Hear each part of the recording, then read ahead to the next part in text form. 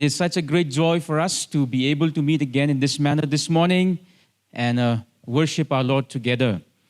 What an awesome time that we've had this morning to worship our God through our songs and praise and worship. It's a great opportunity also to be able to give to the Lord this morning. In fact, I would like to say thank you to all of you for having been so faithful in giving to the work of the Lord. God will greatly multiply you and greatly bless you. Today is the first day of the second last month of the year.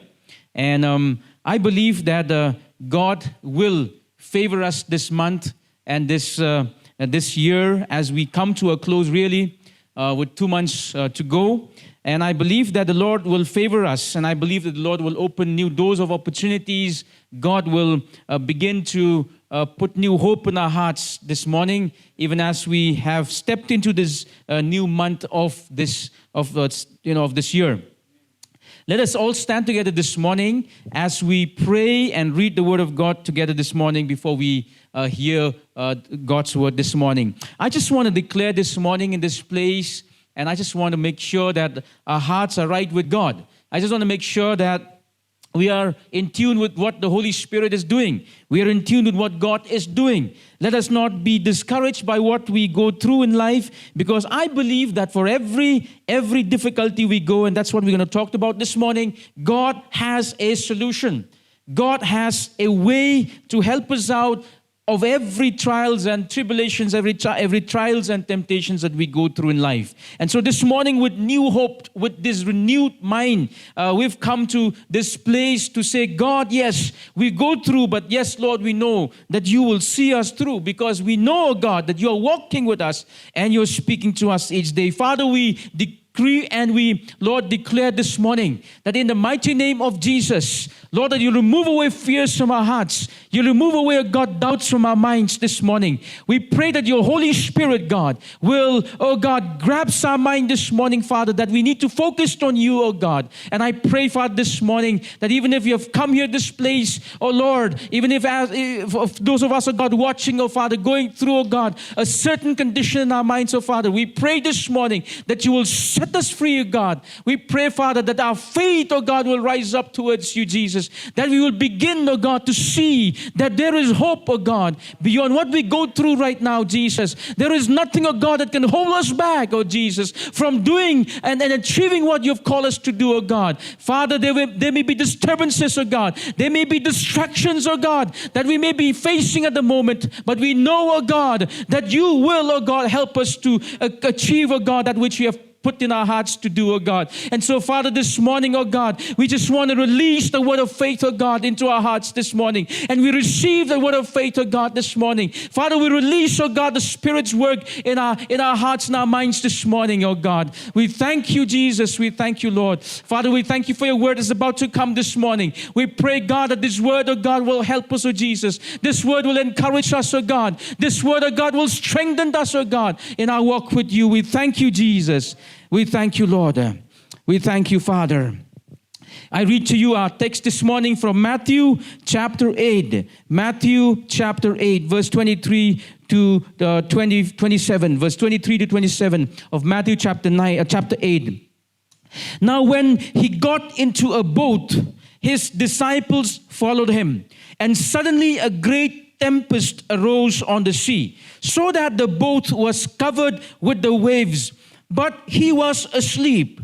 Then his disciples came to him and awoke him, saying, Lord, save us, we are perishing. But he said to them, why are you fearful, O you of little faith? Then he arose and rebuked the winds and the sea, and there was a great calm. So the men marveled, saying, who can this be, that even the winds and the sea obey him? May God bless us through the reading of his word. Let us be seated this morning in the presence of God. I want us to pay attention to God's word this morning. I've entitled my sharing this morning as, Lord, save us, we are perishing. These were the words of the disciples. I don't want to sound cynical this morning, but I want us to draw principles from the Word of God this morning. These were the cries of the disciples when they were facing this turbulent storm while they were traveling with Jesus to the other side of the Sea of Galilee. You see, the context, the settings of this very incident happens just after Jesus had finished ministering to the crowds. He had talked a lot to the crowds, and he had ministered to each one of them. Some of them were sick. They had been brought to Jesus. Jesus had healed all of them. Some of them were sick so much that Jesus did not left them just the way they were, but he healed all of them. And after Jesus was so tired ministering the entire day, he told his disciples, let us move to the other side. And here, as they were going with Jesus to the other side, there was a great storm, the Bible says, that came. You know what? The disciples were very experienced fishermen. They were the ones who would predict as to what kind of a weather would come. But here we see that they were not able to see as to what was coming, because the Bible says that there was a storm that suddenly hit the boat that they were on. Jesus and his disciples. Jesus was asleep. You know, after ministering the entire day, I believe Jesus was really, really tired. And he was asleep at the moment when the entire incident was taking place. The disciples could not but to cry out to Jesus, having seen what Jesus had done with the miracles and the signs and the wonders throughout the day. They realized that this is the time that they can approach Jesus, and Jesus could also do another miracle, which he did. But then as we look at the text, we realize that Jesus addressed the disciples on their fear, on their doubts, before he could even talk to the wind and the storm, before he could even bring this miracle about. I want us to focus about what Jesus did on this particular day when they were facing the storm. You see, a storm is it's in different forms. Actually, there's not only one kind of storm. We've got what we call the tornadoes. We've got what we call the thunderstorm, and we also got what we call the hurricane. Now, when these kind of storm hit, they hit very badly. And you know what? The storm always, it also has what we call the wind. It also, a storm always consists of the rain, and it also consists of thunder. Now, when we have the rain, the wind, and thunder, it's always a scary thing. And when Jesus was on this boat on this day, the Bible says that they were facing a terrible, terrible storm. There was the wind, there was this thunder, and there was this heavy rain. And there were these waves that were thrown at the boats, the Bible says. And they were about to sink. And this very particular event was very scary in a way, because all of them could die in that storm. But there was Jesus on the boat, and Jesus was asleep on the boat. And when the disciples approached Jesus, they approached with these loud voice, "Lord, save us. We are perishing." In other words, "Lord, save us, we are dying." And this word "we" includes everyone in the boat, including Jesus. "We are dying," they says. It's very interesting, because this is a very practical problem that the disciples are facing. A very practical problem. This is not a theoretical problem that they are facing. It's not something that they anticipate. It's not something that's working in their head. But this is a very practical, real problem that they are facing. You know what? In our lives, my friends, we can face such similar kind of practical problems. It's not something that we anticipate. It's not something that we negatively think about our future. It's not the anxiety that we have in our minds about our future. But this is a very practical problem. My friends, you and I can go through a very practical problem today. A storm here could mean anything. It could mean anything that will shake our life. What is a storm in your life today and my life today? It could be a relational failure. It could be a financial need that we go through. It could be any kind of breakdown in our relationships. It could be any kind of storm we face, my friends, that shakes our life. My friends, A storm can come at any time in our lives. But I just want us to think and to look at what and how Jesus dealt with this very incident. I want us to pay attention to these three principles that we can draw from this word of God this morning. And then we apply this word and take back with us and use this word of God in our lives as we face storms in our lives. The first principle I want to draw out from this very incident is to expect a storm to come in our lives. Expect a storm to come in our lives. You see, many a times we think and we imagine that because we are a follower of Christ, we will not face a storm in our lives. You see, many a times we misinterpret that when we come to Jesus, that Jesus will take away all the problems from our life. In fact, Jesus never promised that. Jesus says something. He says, you will face problems, you will face tribulations on this earth, but I have promised to be with you. I have promised to be with you. You see, the Lord has not promised that we will not face problems in life. The Lord has not promised that we will not face any kind of storm in life. But the Lord has promised that He will be with us in every of the storm that we go through. John chapter 16 verse 33 says like this, I have said these things to you, that in me you may have peace. In the world you will have tribulation. He says, in me you will have peace, but in the world you will have tribulation. But take heart, he says, be bold, be strong. I have overcome the world. These were the words of Jesus. He says, in this world you will have problems. In this world you will have tribulations. In this world you will have trials. In this world you will have a storm. Expect a storm to come into your life. But he says, in spite of all of this, I have overcome the world. Fix your eyes on Jesus because He has overcome the world. We must expect a storm, but we must look up to Jesus because Jesus has overcome each and every storm that we go through in life, my friends. We must always expect a storm in life. Expect a storm in your relationship. Expect a storm in your finances. Expect a storm, my friends, in every aspect of your life, because a storm will surely come. A storm will surely come. But Jesus has promised that He will be with us, that He has overcome the world. The second principle I draw from this very incident is to expect the Lord's exhortation. Expect the Lord's exhortation. You see, when the disciples went to Jesus that day, when they were all afraid, they went to Jesus and say, Jesus, save us. In their words, Lord, save us, for we are perishing. But you know what? Jesus did something very interesting. He didn't just wake up from the sleep and start to, stop the wind, calm the wind and the storm. He spoke to the disciples instead. He says, why are you fearful, he says. Why are you afraid? He deals with their doubts first, even before he could go and deal with the storm. He says, why are you fearful? Oh, you of little faith, he says. You've got little faith. Why are you afraid? You see, we must expect the Lord's exhortation when we go through a storm, my friends. Many times we try to use our human resource. We try to use our human wisdom, our human authority to calm the storm in our life. We try to study books. We try to go to different counselors to seek a solution for our problems. But you know what? We must go to the Lord and seek for a counsel from Him.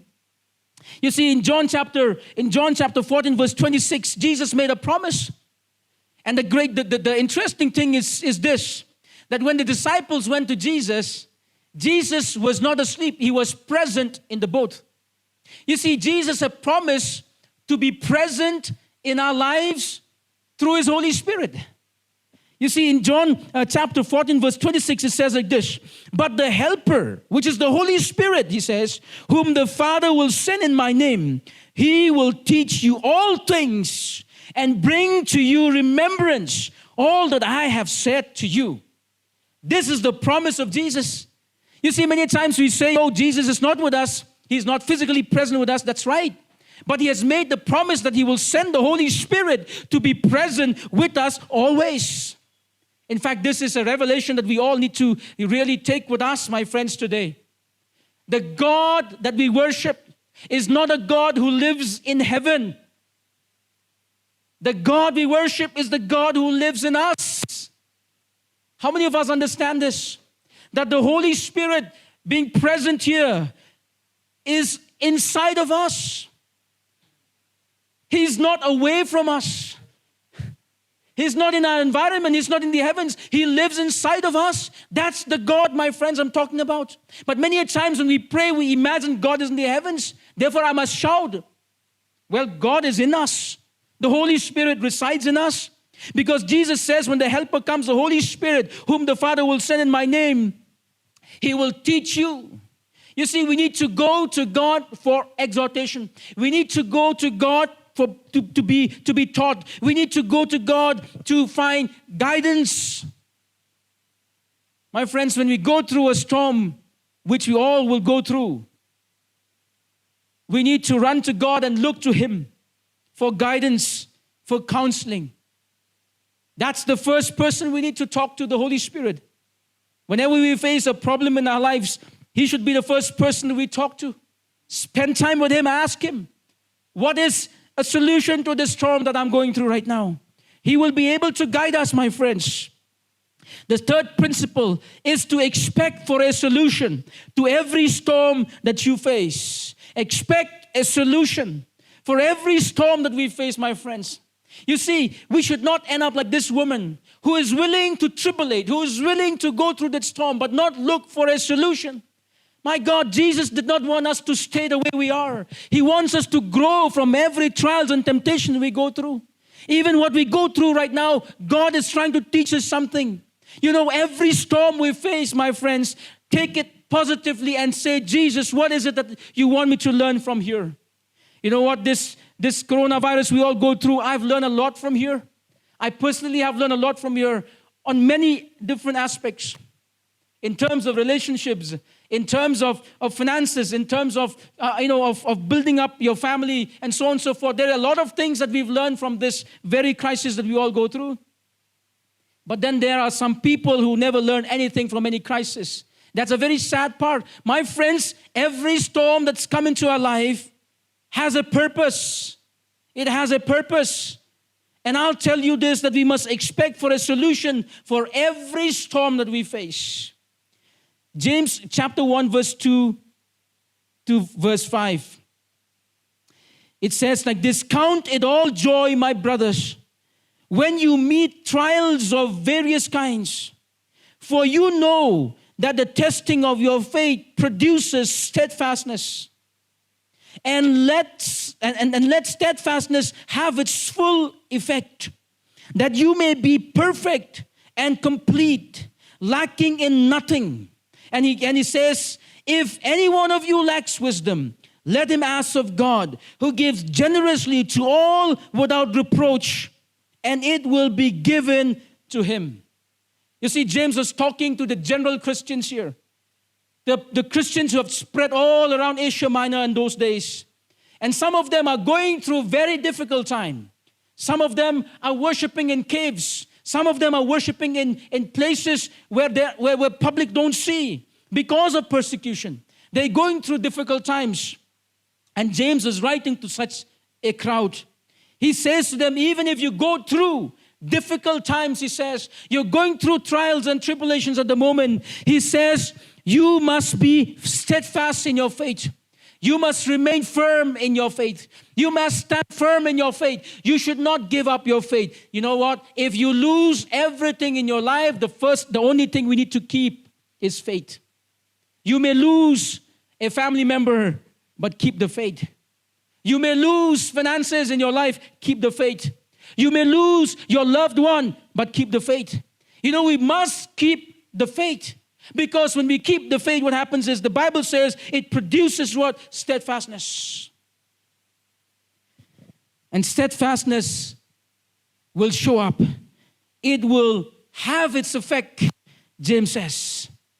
And he goes on to say that if you lack wisdom for any trials and temptations and storms that you go through in life, he says, ask of God, because God will give it freely to us. He will not look for a fault in our lives. You know, the Bible says that if you ask of God, He will give to us freely without any reproach. Meaning God will not pinpoint at our mistakes. He won't say, oh, last week you did that to me. Oh, last week you hurt a brother or sister. Oh, last week you disobeyed my word. Therefore, I will not give you wisdom. No, the Bible says that God will give us wisdom. And He gives us generously without any reproach. Well, what do we take back with us this morning? What do we take back with us? The first thing is, be ready for a storm. A next storm is about to hit you. Are you ready for that storm? My friends, don't say this one is over, therefore I will be relaxed. No, be ready for another storm, because the storm will come anytime. And don't begin to begrudge against God and say, why God, I've just gone through this? Why is it that you've sent another one? Look at the life of Job and so many other men in Scripture. They face so difficult times, but then at the end, what happens is the name of the Lord is glorified out of their lives. My friends, I'll tell you this, we must be ready for a storm. When one storm comes to an end, be ready for another storm, because that way we become mature. That way we keep our faith. That way we remain steadfast. My friends, we've got to be ready for a storm. The second one is to be sensitive to the voice of the Holy Spirit. Be sensitive to the voice of the Holy Spirit. The Holy Spirit speaks to us always, at all times. He wants to counsel us. He wants to help us. He wants to be there for us. The Holy Spirit speaks to us through His Word. He speaks to us through His Word. He speaks to us through an audible voice. The Holy Spirit uses His Word to speak to us. The Holy Spirit uses men and women of God in our lives. The Holy Spirit speaks to us audibly through a voice in our hearts. My friends, we must be sensitive to that voice. And thirdly, we must follow through on His direction. We must follow through on His direction. Many times we are so excited that we receive from God a certain word. We are so excited because some men of God, some women of God have spoken to us and into our lives. Many times we are so excited because the Word of God spoke to us through the Holy Spirit. But we do not follow through on His direction. Because I'll tell you, when the Holy Spirit speaks to us, He directs us. He asks us to take those certain steps. But many times we don't like to take those steps. We don't follow through on His direction. And that's the reason why we don't find solution for a storm that we go through in life.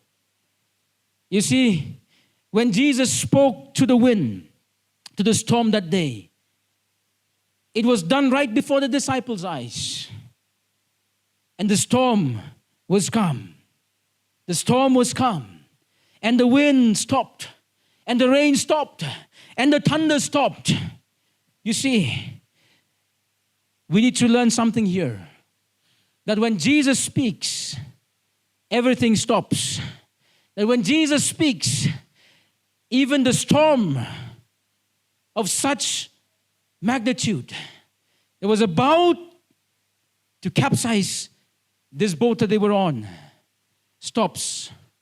My friends, the storm we go through in life, the storm that you and I go through in life, will stop if Jesus speaks. My friends, this morning, let us learn to be ready for a storm. Let us learn to be sensitive to the voice of the Holy Spirit. And let us learn to follow on His direction. On His direction. My friends, I'll tell you this. Life is not going to be easy. It's going to be tough. But Jesus has promised to walk with us. Jesus has promised to walk with us. The Holy Spirit has been given to us today so that He will guide us, so that He will show us the way, so that He will help us in those steps that we take. Hallelujah. Shall we all stand this morning and just offer to God praise and worship this morning? Shall we stand together and just say, Lord, we thank You for Your Holy Spirit. We thank You for Your guidance. We thank You for storms that comes into our life, that mature us, that help us, Lord, to grow in You. We thank You that by applying faith, we become steadfast in You, O Lord.